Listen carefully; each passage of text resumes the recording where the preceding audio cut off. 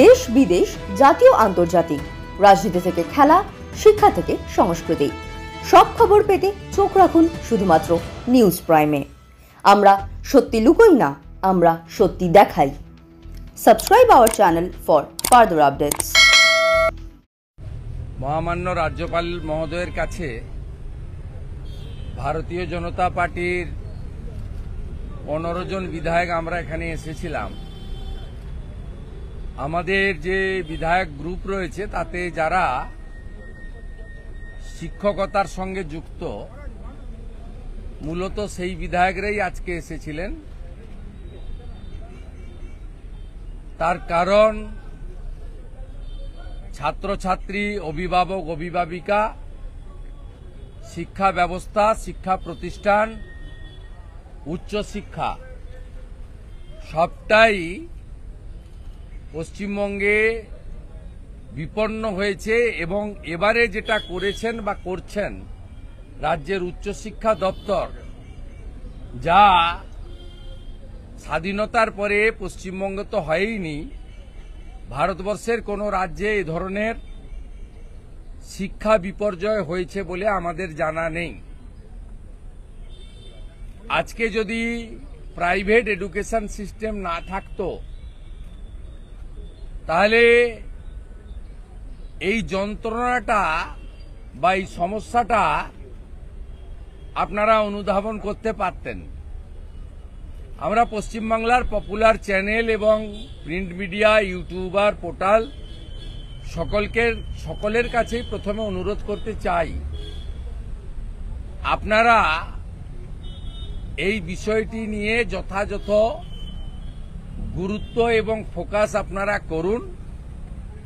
বিষয়টা আর কিছু নয়, 3 মাস আগে পশ্চিমবঙ্গে উচ্চ মাধ্যমিকের ফল প্রকাশিত হয়েছে। শিক্ষাকে একেবারে তুলে দেওয়া মমতা ব্যানার্জির সরকার,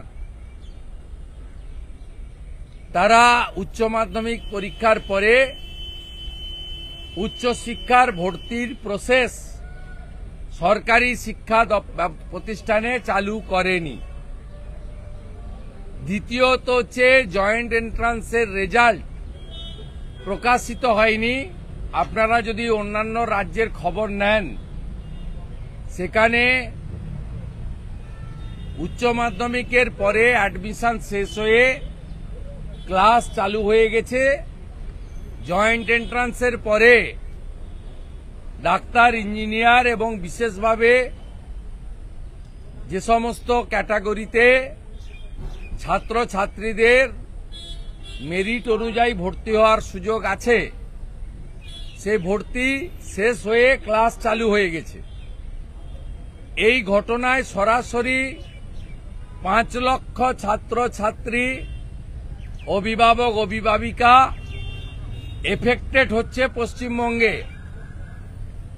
এই রকম একটা গুরুত্বপূর্ণ জ্বলন্ত সমস্যা আমরা রাজ্যের প্রধান এবং একমাত্র বিরোধী দল যারা বিধানসভায় প্রতিনিধিত্ব করি, আমরা চুপ করে বসে থাকতে পারি না। আমরা রাজ্যপাল মহোদয়ের হস্তক্ষেপ দাবি করেছি, কারণ বিকাশ ভবনের কাছে গেলে আমাদেরকে চাংদোলা করে তুলে থানায় নিয়ে যাওয়া হতো। নবান্নর কাছে তো যেতেই দেবে না। অভয়ের মাকে যারা লাঠি মারে তাদের কাছে নবান্ন যাওয়ার চেষ্টা করাই, যদিও আমরা এমএলএ নির্বাচিত, আমাদের স্টেট সেক্রেটারিয়েট নবান্ন সচিবালয়। কোন রাজ্যে কোন এমএলএ এমপিকে সচিবালয়ে যাওয়ার ক্ষেত্রে দলের পরিচয় দিয়ে যেতে হয় না, কেবলমাত্র পশ্চিমবঙ্গে সেটা হয়। স্বাভাবিকভাবে আমরা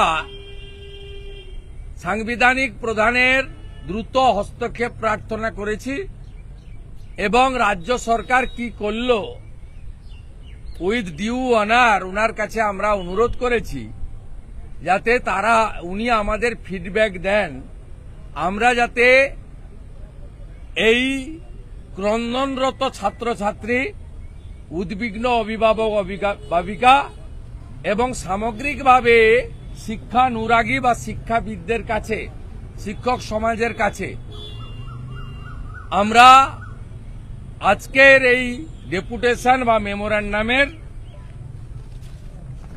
তার আউটকাম কি, ফলাফল কি, এটা আমরা বলতে পারি। আমরা এক্ষেত্রে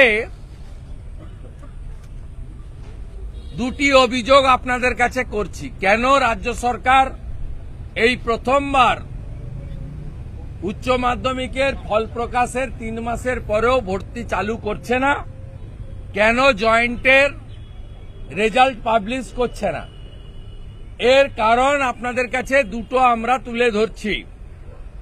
এক হচ্ছে জাতীয় ওবিসি তালিকার বাইরে থাকা 76টা মুসলিম জনগোষ্ঠীকে ভোট ব্যাংকের জন্য ওবিসির তালিকায় ঢুকাতে চায় এবং অ্যাডমিশনে যে ওবিসি রিজার্ভেশন আছে সেই রিজার্ভেশন থাকে যাতে এই 76টা অবৈধ মুসলিম জনগোষ্ঠী বঞ্চিত না হয়, তার জন্য তোষণবাজ সরকার, মুসলিম লীগ 2 সরকার, মমতা ব্যানার্জির সরকার পশ্চিমবাংলার সমস্ত ছাত্রছাত্রীর ভবিষ্যৎকে জলাঞ্জলি দিচ্ছেন।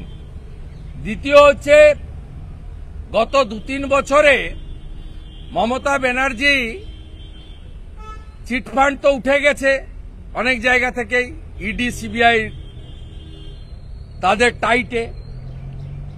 এখন উনি শিক্ষা প্রতিষ্ঠানে ব্যবসা চালু করেছেন। যত সরকারি শিক্ষা প্রতিষ্ঠান ভেঙে পড়বে, সরকারি কলেজ ইউনিভার্সিটি বন্ধ হবে, তত মমতা বন্দ্যোপাধ্যায়ের আদরের দুলাল সত্যম রায়চৌধুরী, মিরাজ শাহ, হর্ষ নেওয়াটিয়াদের প্রাইভেট এডুকেশন ফুলে ফুলে বাড়বে। গত 3 মাস উচ্চ মাধ্যমিক রেজাল্টের পরে টেকনো ইন্ডিয়া সহ, ভবানীপুর ইউনিভার্সিটি সহ সমস্ত প্রাইভেট শিক্ষা প্রতিষ্ঠানে অ্যাডমিশন চালু আছে। একদিকে সরকারি শিক্ষা প্রতিষ্ঠানে অ্যাডমিশন বন্ধ রাখা, অন্যদিকে প্রাইভেট বেসরকারি শিক্ষা প্রতিষ্ঠানে অ্যাডমিশন চালু রেখে তাদের 1000 কোটি টাকা মিনিমাম ব্যবসা করার সুযোগ করে দিলেন দুর্নীতিগ্রস্ত তৃণমূল কংগ্রেস সরকার এবং দুর্নীতিগ্রস্ত মুখ্যমন্ত্রী মমতা ব্যানার্জি। তাই এই যে একটা ভয়ঙ্কর ডিজাস্টার এডুকেশন সিস্টেমে, আমরা এর প্রতিবাদ করার জন্য রাজভবনে আজকে এসেছি। রাজ্যপাল মহোদয়কে লিখিত জ্ঞাপন দিয়েছি। আমরা এখান থেকে ওই ভিত্ত বসুর কথা বলে লাভ নেই, ওটা ল্যাম্পপোস্ট। আসল হচ্ছে মমতা ব্যানার্জি। আমরা রাজ্যের মুখ্যমন্ত্রীকে হুঁশিয়ারি দিচ্ছি, আজকে এই সপ্তাহে ওয়ার্কিং ডের মধ্যে আপনি যদি জয়েন্টের ফল প্রকাশ করার নির্দেশ না দেন, প্রথম বর্ষে অ্যাডমিশন শুরু না করেন সরকারি শিক্ষা প্রতিষ্ঠানে, আগামী সপ্তাহে ভারতীয় জনতা পার্টির এলওপি সহ বিধায়করা গার্ডিয়ানদের নিয়ে, আমাদের রাজনৈতিক সহকর্মীদের নিয়ে, শিক্ষাবিদদের নিয়ে আমরা বিকাশ ভবনের সামনে সারা দিন ব্যাপী ধর্নাতে বসে থাকব। আমরা কালকেই বিকাশ ভবনে এবং সংশ্লিষ্ট থানায় অনুমতি চেয়ে চিঠি পাঠাবো। অনুমতি না পাওয়া গেলে আমরা হাইকোর্টে যাব। অনুমতি নিয়ে আপনার মুখোশ এই প্রেসের সামনে নয়, মাইক লাগিয়ে আমরা খুলব পশ্চিমবাংলার অভিভাবকদের এবং আপামর জনগণের সামনে। আমরা মনে করি প্রাইভেট কলেজ এবং ইউনিভার্সিটিকে অবৈধভাবে 1000 কোটি টাকা পাইয়ে দেওয়ার জন্য, আর যে মুসলিম কমিউনিটিগুলো ওবিসি তালিকায় আসতে পারে না, ওবিসি তালিকায় 17টা মুসলিম কমিউনিটি আছে, আমাদের তাতে আপত্তি নেই, মুসলিমদের মধ্যেও যারা পিছিয়ে পড়ার সুযোগ পান, কিন্তু যারা সুযোগ পাওয়ার যোগ্য নয়, ন্যাশনাল ওবিসি তালিকায় নেই, ইনি তাদেরকে জোর করে ওবিসি করাতে চান। সেই কারণে 5 লক্ষ উচ্চ মাধ্যমিক উত্তীর্ণ ছাত্র ছাত্রীর ভবিষ্যৎ এই রাজ্যের মুখ্যমন্ত্রী ধ্বংস করলেন 2025-এ।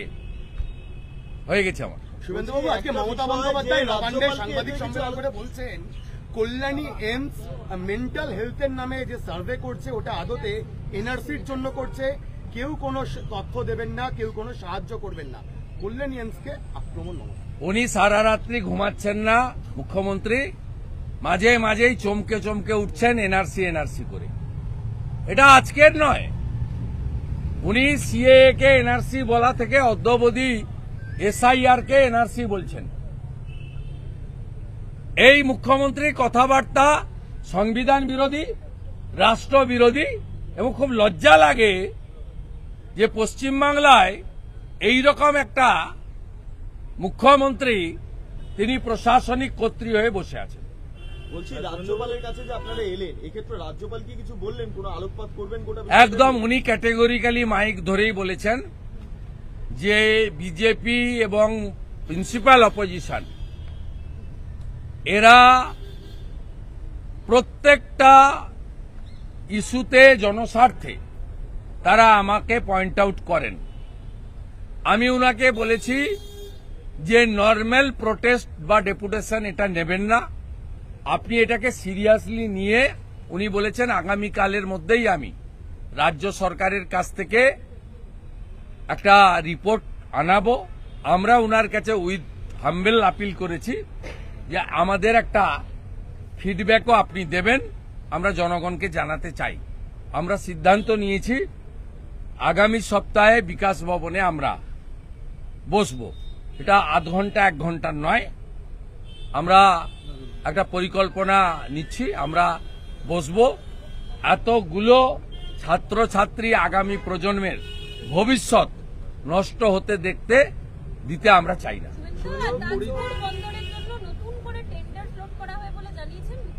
11 সাল থেকেই টেন্ডার হচ্ছে, কোনো দিন হবে না। তার কারণ ঘাটাল মাস্টার প্ল্যানের মতো জমি অধিগ্রহণ হয়নি। মমতা ব্যানার্জিকে বলবো ইতিহাস পড়তে। সতীশ সামন্ত বিজু পট্টনায়কের সঙ্গে লড়াই করে হলদিয়াতে পোর্ট করেছিলেন, জওহরলাল নেহরু প্রধানমন্ত্রী ছিলেন। হলদিয়াতে সম্পূর্ণ 5টা গ্রাম অধিগ্রহণ হয়েছিল। মোট অধিগৃহীত জমির পরিমাণ ছিল 5000 একর। দাসের চক, রায়রাজ চক, বিষ্ণুরাম চক, কুমার চক, পাতিখালি, পূর্ণ জায়গা।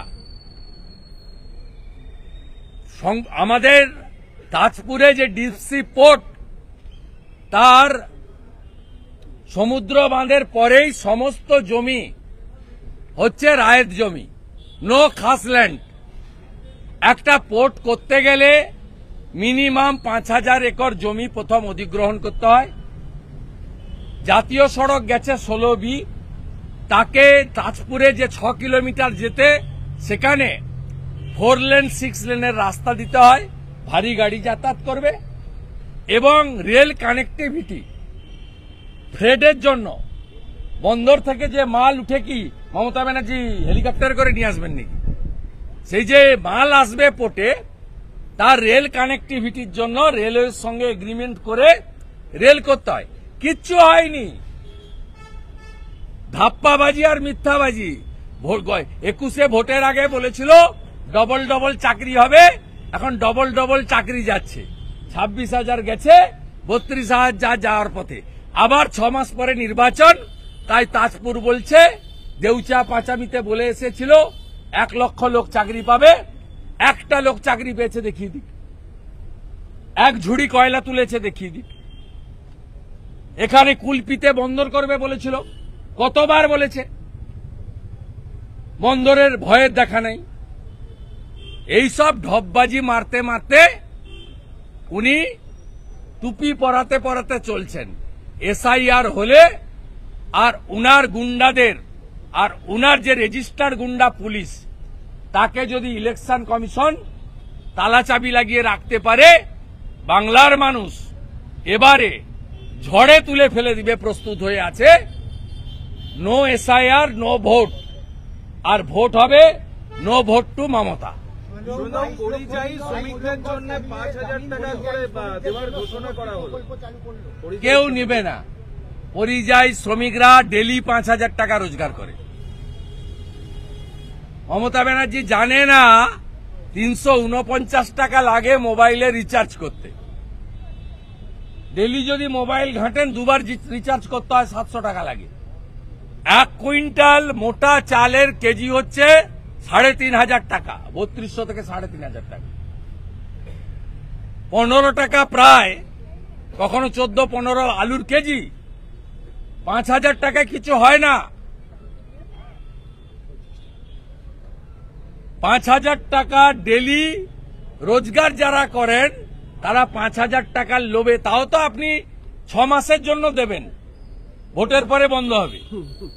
এ টুপিতে কেউ পড়বে না। আমাদের রাজ্যপাল মহোদয় আমাকে এজেন্ডার বাইরে দুটো তথ্য দিয়েছেন। এক, তিনি প্রধানমন্ত্রীকে অভিনন্দন জানিয়েছেন আমাদের ধ্রুপদী ল্যাঙ্গুয়েজ বাংলাকে করার জন্য, ক্লাসিক্যাল ল্যাঙ্গুয়েজ, আর মাইগ্রেন্ট লেবারের একটা রিপোর্ট তিনি আমাকে দিয়েছেন as a leader of opposition. মুখ্যমন্ত্রীর উদ্দেশ্যে বলি, এই রিপোর্টে হরিয়ানাতে মোট 1,000 জনকে জিজ্ঞাসাবাদের জন্য হরিয়ানা পুলিশ ডিটেইন করেছিল। সবাই বাংলায় কথা বলে। তার মধ্যে 915 জন বেরিয়েছে বাংলাতে কথা বলা বাংলাদেশি মুসলমান। এটা কি হরিয়ানার কেস? ইয়েস, 1,000 জনকে ক্রস চেকিং এর জন্য হরিয়ানা পুলিশ তুলেছিল। 915 জন বেরিয়েছে বাংলাতে কথা বলা বাংলাদেশি মুসলমান অনুপ্রবেশকারী, যাদের ভিসা পারমিট কিচ্ছু ছিল না, অবৈধ ইললিগাল ইনফিল্ট্রেটার্স। আর বাকি 85 জন বেরিয়েছে ভারতীয়। সেই ভারতীয়দের সঙ্গে তারা ভালো ব্যবহার করেছে এবং তারা হরিয়ানাতে কর্মক্ষেত্রে আছে। তাই আপনাকে আমরা 5,000 টাকা চাঁদা তুলে দেব, আপনি বাংলাটা দয়া করে ছাড়ুন। পিসিমণি, আপনি বাংলা ছাড়ুন, বাংলাকে বাঁচান। আমরা সবাই আপনাকে 5,000 টাকা করে দেব, কোনো চিন্তা নেই। আরো কোন স্টেটের পরিসংখ্যান শুভেন্দু আছে? আর কোন স্টেটের পরিসংখ্যান দিয়েছে হরিয়ানা বাদে? হরিয়ানা বাদে আর কোন স্টেটের পরিসংখ্যান কিছু দিয়েছেন রাজ্যপাল? আমি এটা বললাম, বাকিটা স্টাডি করব, হাতে তো নিয়েছি, পড়তে দিতে হবে। মমতা বন্দ্যোপাধ্যায় তো আজকেও নবান্নে বসে বলছেন বাংলা ভাষা আছে, সেখানে বাংলা ভাষীরা রয়েছেন, তারা আক্রান্ত হচ্ছে। যেখানে ডবল ইঞ্জিন সরকার রয়েছে বিজেপি, সেখানেই আক্রান্ত হচ্ছে। কে বলছে? মুখ্যমন্ত্রী বলছে। মুখ্যমন্ত্রী মানে খালা মমতা ব্যানার্জি। উনি কোন বাঙালির পক্ষে বলছেন না, উনি রোহিঙ্গা আর বাংলাদেশি মুসলমানের পক্ষে বলছেন। সব বড় বড় কথা বলবেন না। হিন্দল মজুমদার আজকে কোন ভারতীয়, কোন হিন্দু বাঙালি মমতা ব্যানার্জির পক্ষে নেই, কান খুলে শুনে রাখুন। এবারে কেউ টুপি পড়বে না, দেখা হয়ে গেছে।